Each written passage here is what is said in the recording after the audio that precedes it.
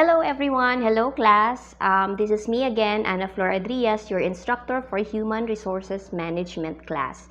Okay, so how are you? I hope you're doing good in terms sa pagbasa sa inyo ang mga modules, and I hope that you are staying at your home because again, my priority is your safe and healthy. So, okay, so let's go. Why is it called strategic? No, strategic human resource process. Nganong dili man siya human resource management process lang siya. Can you recall? Okay, so if you can just remember one of the general functions or role sa usa ka HR, no?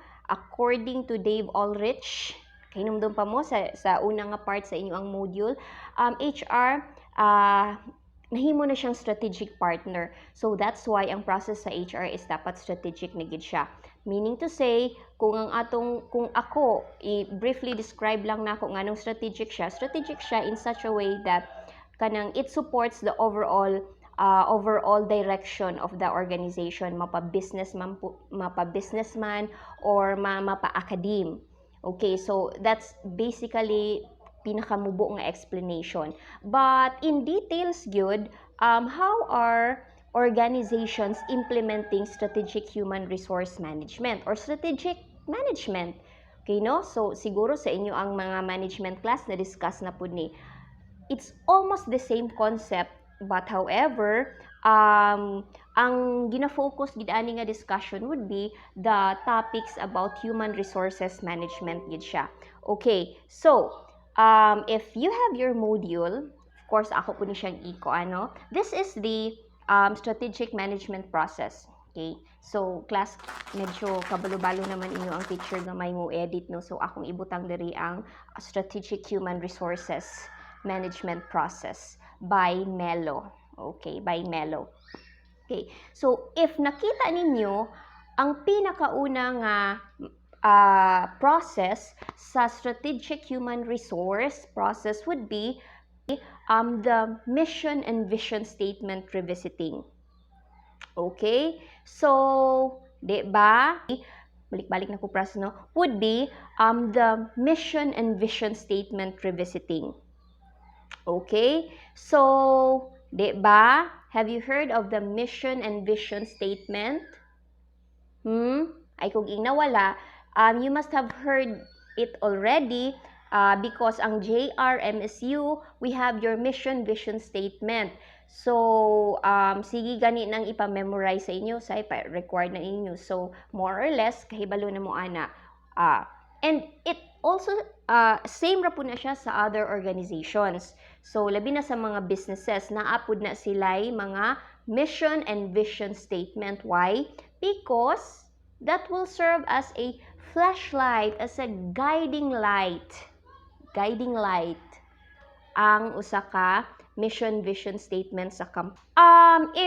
If an organization has no mission and vision statement, kinahanglan na agad siya. So a lot of companies are spending money para ipadala nilang ilang top management para mag-create sila og mission and vision statement for the company. But in most organizations nga naa na, okay, so ang ilang himuon ana is i-revisit na nila. What do you mean by revisit? So baliko nila og bisita, baliko nila og tanaw, i-review nila. Why? What's the purpose of reviewing the mission vision statement? Why do you think? What's the purpose? Okay?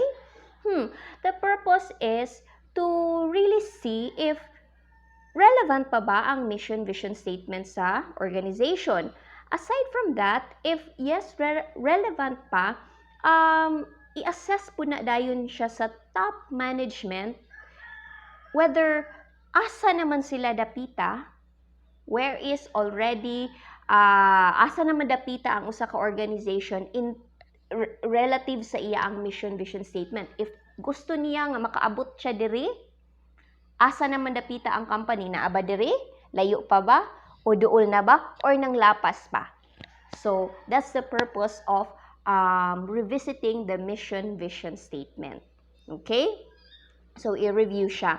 So, next to that, by the way, class ha, if naglibog mo, usually, if not all the time, ang strategic kanang management or strategic planning, kadung mo nga strategic planning sila, nang ato sila Palawan, ng strategic planning.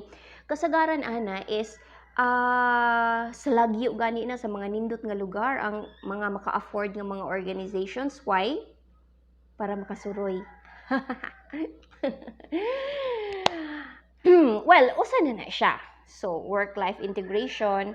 But anyway, actually, ang pinaka-purpose gid ana sa usa ka organization nganong mo-invest sila, mugasto ang usa ka company para ipadala ang ila ang mga top management sa Boracay, sa Palawan, sa Baguio, or asa pa man diha, or some even out of the country para mag-strategic planning is para naa sila new environment makita, and then strategic planning good.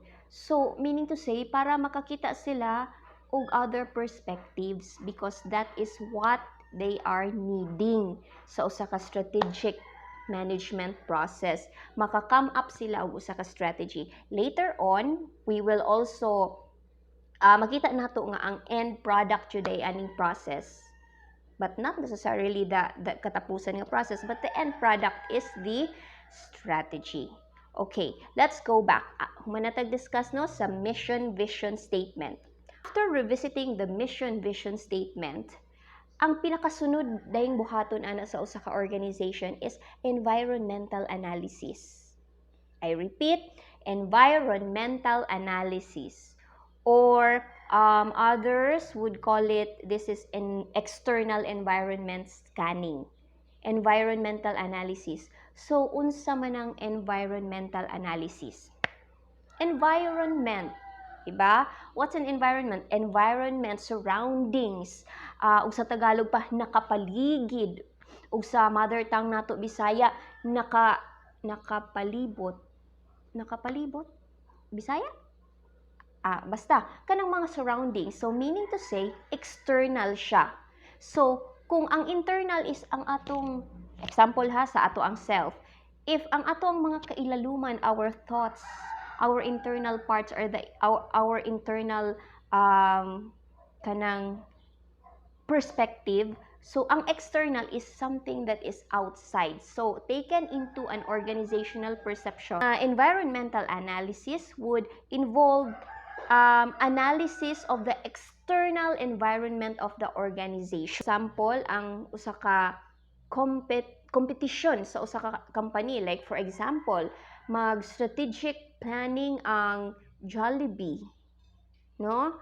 So, they want, nakita nila nga, competitor day namo si McDonald's. So, studyhan nila si, pwede nilang lantawon ang mga regulations. If lantawon ninyo sa inyo ang module, lantawon ninyo ang available technology, ang market trends, ang economic trends, or somebody introduced the Pestel Analysis also. Sus, pagkadaghan bang analysis? Dili siya kadtong balika sa Pestel. That's P-E-S-T-E-L. Pestel.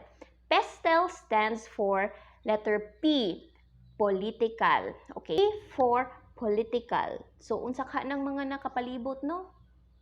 Then, you can also, E stands for economic, no? Nadugangan ba ang mga sweldo sa tao? Like karon sa may nahitabo karon, daghang nawad ang mga trabaho. So, that's probably one economic aspect nga pwede ning lantawon during strategic management planning. Then, what else? S stands for social, mga social issues. Pwede po na siyang lantawon. And then, T stands for technological advancement. So, like for example, okay, naanay internet, pwede na siyang gamiton para mag-deliver ta instead ng face-to-face interaction. So, nag-strategic planning ang JRMSU. Unsaon man nato nga nagka-pandemic man. So, technological aspect, environmental scanning. So, pwede tang magamit og mga online classrooms. Okay, mga digital copies sa mga modules to send. So, letter E. Letter E stands for environmental, or some would call it ecological. So, sa palibot, nang hitabo sa palibot, no? Ang mga tao, mga plantita na, like me. Okay, so that could be an aspect when you do environmental scanning. What else? And the last but not the least sa Pestel, remember, letter L stands for legal. Okay, unsa may mga balaod karon nga gihimo sa Pilipinas, or what are the laws that might affect the Philippines nga laws, mga international laws, international labor laws, no, nga that could have an impact sa usa ka business organization. So the third one, it would be the organizational self-assessment. Okay, unsa naman pud ni siya? Okay, take note. 'Di ba? The previous process involved environment, external. So if naay external, naay yes, correct. Clap your hands. Okay, so if na external, na po internal. So kani si internal, this is what we call the organization self-assessment. No? Organization self-assessment. Nang himantay ta sa unsay nanghitabo sa palibot, sa ikaduha nga process, sa ikatulo nga process, ato po dayong i-examine ato ang self. So kung atong nanghimang, hala, ingon ana lagi ako mga silingan, ug mag-organizational self-assessment po ka, you try also to assess yourself internally. So, sa organization, unsa may imo ang i-assess? First is, according to Melo, you have to assess first the resources, no? So, what are your resources, no? Do you have the financial resource, physical resources? Do you have the human resources? Do you have the technological resources? Okay. Do you have the capital, no? So if you're talking about business expansion, naa ba kay kwarta? Naa bay mga tawo? Kaya ba na sa imo ang mga equipment? Okay? So that's organizational self-assessment, internal assessment. Okay. So another, apart from the resources nga imo ang i-examine, no? So another would be the management system. Okay? Management system. Unsa man ang management system? So like unsa di ang culture?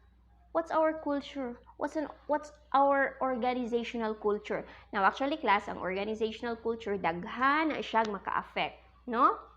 Daghan na siyang maka-affect. So, pwede ninyo na siyang ma-research if you have time. Okay, so, next to do with the structure. So, i-examine ninyo ang structure. What is meant by structure? Sa inyo ang kanang management class? Structure. Yes, the organizational structure. This person reports to this person, pero mo report po siya sa pikas nga office, mo report po siya, daghan siyang amo. So, maudi ay na nga, dili kay siya kabuhat sa iyang trabaho, kay daghan kay siyang amo. So, it could be structure, organizational structure. So, organizational structure mo na. What else? The processes, the past strategies and performances of the organization last year. Unsa man, nakamit ba ta sa ato ang target? Wala. Nag-deficit ta? Wala. Kulangan tag pundo or nanubra. Underutilized ba ang ato ang budget? Or unsa ba? Okay. So, the work system. Unsa may sistema sa mga trabaho nato diri? What are our processes? Relevant pa ba? No? Relevant pa ba ang ato ang mga proseso? Kay basin obsolete na. Panahon pa ni kupong-kupong, mag-file pa kag daghan kay imong aning paper, kay dili ka ganahan nga magamit sa imo ang laptop. Kay unsagod na siya, kapoy-kapoy ra na. So, mo na siya usa sa pwede ninyong i-examine when you do organizational assessment. Okay. So, after naka-examine adtong mga past processes, okay, you already have the data, no? That's the time that the top management also will have to draft its goals and objectives. Okay. Kay naka-examine naman siya sa iyang palibot, naka-examine na po siya sa iyang mga capabilities, sa iyang self. So, pwede na siyang mag-goal nga, okay, let's have a smart goal. Kaya giday nato nga to reach for the stars. Char lang. Dili. Like, for example, sige na itong isang mag-business expansion. Okay. Pwede na tayo mag-open of another branch. Or pwede na tang magdugang og mga tao pa for our business expansion. So and the last process that we are going to discuss in strategic human resource planning would be the crafting of these strategies. The strategy formulation. No, the strategy formulation. You already know what you want. Katong goals and objectives. No? The organization already knows unsa iya ang gustong mahitabo, asa siya gustong padulngan, no? So, but the big question is, ug moingon ta nga, ganahan mi nga maabot og 1 million ang amo ang net profit. But the thing is, unsaon nato? How? Muhagsa lang ng profit out of nowhere without doing anything? Absolutely no. 'Di ba? So, the next question is, if this is our goal and naata dire, unsaon man nato pagsaka dire? Magamit ba tag hagdanan, musakay tag eroplano, unsa ba? Okay. So, strategy formulation will now take its place, no? Mo na day na siya ang sunod nga himuon na dayon siya sa ato ang top executives, top management ang mag-create of strategy. Now, there are a lot of strategies, class, no? Wala siya isa ka strategy nga applicable. Pero we will discuss strategies sa lain nato nga video kay mataas naman day ni nga video. So for now, dinha lang sa kutob ang ato ang lecture. So I hope you're able to catch up sa ato ang taas naman siguro ni nga discussion, no, about the strategic human resource management process, but I hope nga nakahatag kog kalamdagan sa inyo ang mga minds. Okay, bye-bye. Stay safe.